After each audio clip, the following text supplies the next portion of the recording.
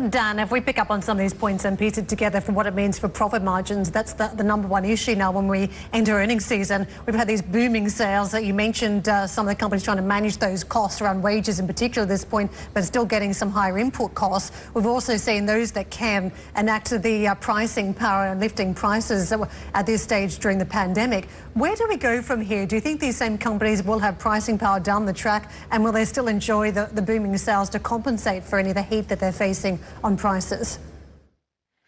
I think that the tailwind effect is still there in the second quarter. And I think that second quarter earnings will likely be quite positive, the same way that the first quarter were.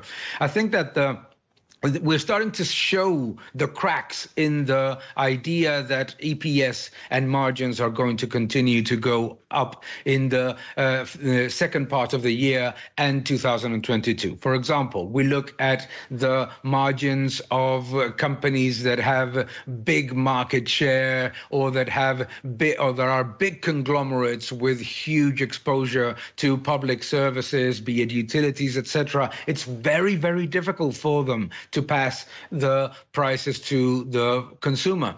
And I think that that's where we can see some challenges. It's no wonder what we're seeing in the market. It's that what investors are doing is to look again at tech companies, because those are the ones that do have pricing power.